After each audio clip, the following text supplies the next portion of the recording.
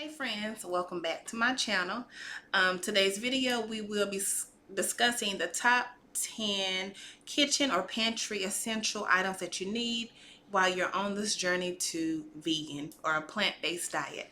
So I do have some notes sitting on my desk right here along with my laptop. So if you all see me look to the side, it's because I just want to check myself and make sure everything's still working, or I'm just checking my notes. So we'll hop right into the video. The first item or pantry essential item that you do need on your journey is beans. When I say beans, I'm talking about your lentils, your chickpeas, your kidney beans, pinto beans, baked beans, you name it, any kind of bean. Beans are a good source of protein. And you need your protein as a vegan. You know, you always hear it, where you get your protein from. So when somebody say, hey, I get it from my beans. So yes, your beans are a pantry essential item that you do need. It's very versatile. You can pair it with a grain, or you can pair it with just about anything. You can make soup. You can add it to soup. Just a lot of different things that you can do. And then you can get it canned or dried. Again, these are just essential items. I'm not going to go into the debate about whether you should have canned goods or dry foods or which one is better. I'm just throwing out everything you need together. So again, your canned foods or your dry food beans. Make sure you have a variety, maybe 2 to 3 different types. So when you go to your cabinet, your pantry, your kitchen area, you have a selection to choose from, and you don't get too bored. It's so many different beans out there that you can eat as a vegan. Just try different ones out. If you haven't tried, my personal favorite is kidney beans and pinto beans. I love those two. They are my favorite. The second item I have that you need to go or have in your pantry kitchen area is grains. Just like the beans, grains and beans pair good together for a meal. A simple, quick, cheap meal. With your grains, you have quinoa, wild rice. This gives your food different textures. If you're a texture type of person, um you want to feel something different, have something different, this is the way to go. Very versatile. And I want to take a minute to discuss oats. With oats, you can put your fruit on top, so strawberries, blueberries. You can even make oatmeal cookies. You can make oatmeal bars. It's a lot that you can do with your oats, which is also a grain. Kids can also have oats. We have it here at home for breakfast, for lunch, or dinner.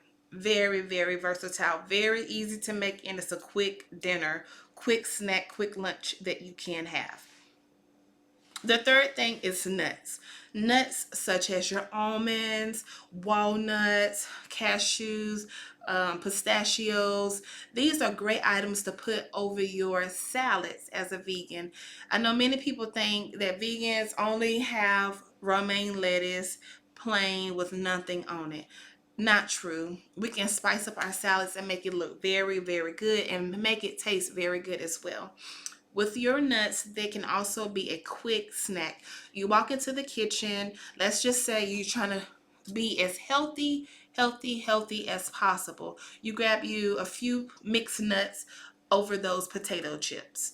Nothing is wrong with your potato chips. However, if we're just doing, excuse me, I'm gonna put my phone on vibrate. Sorry about that.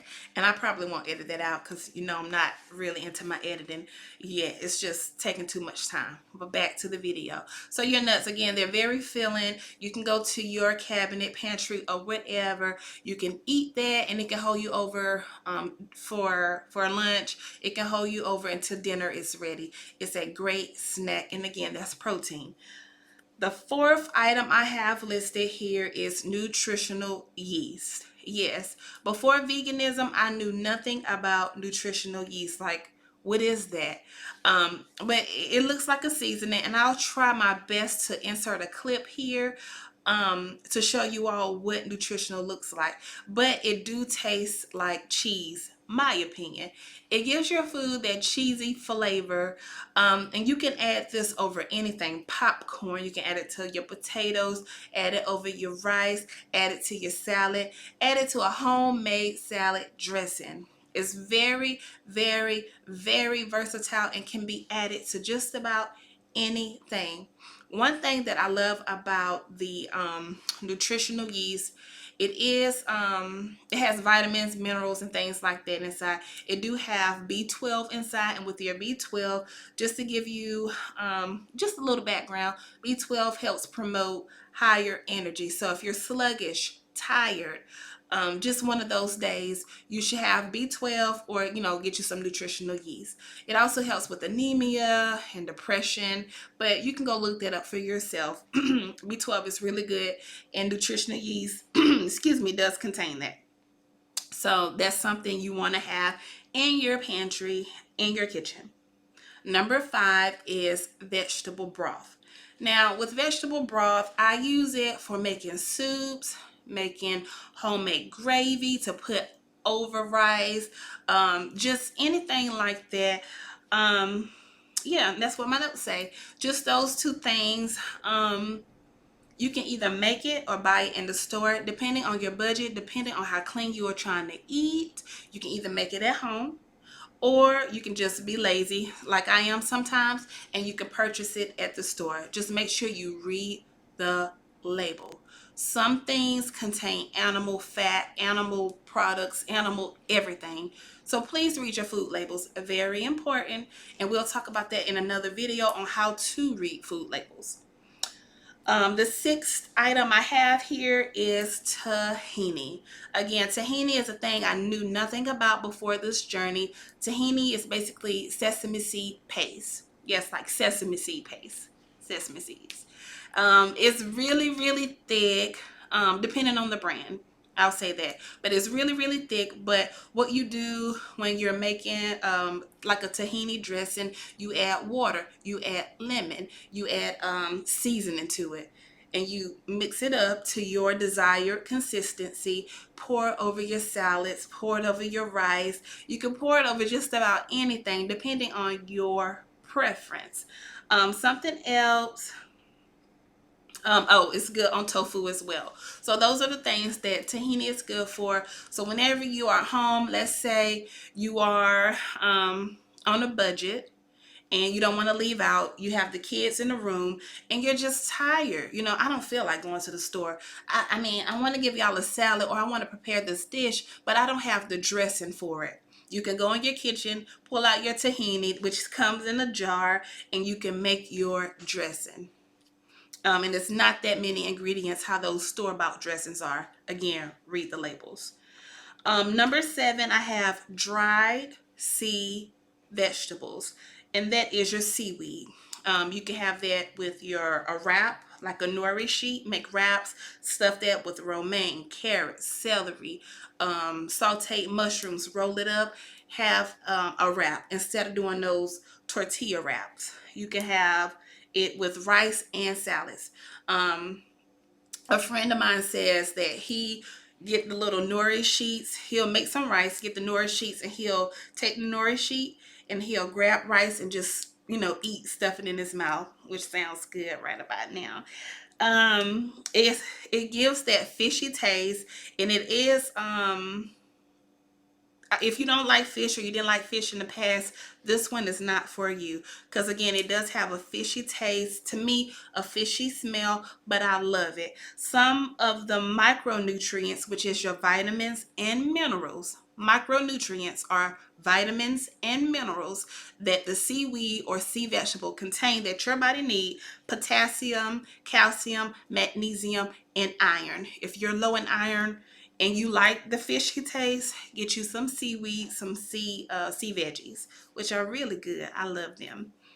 Number 8, oils. Now, I am going to do a separate video on oils, because I don't want you all on this journey to drench your vegetables in oil, because what that do, it kills the nutrients in the vegetables.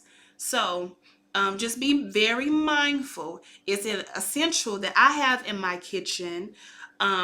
Excuse me, the laptop went off. It's an essential that I have in my kitchen. I want to recommend this item for you, but just be conscious of how much oil you are putting on your food or in your food.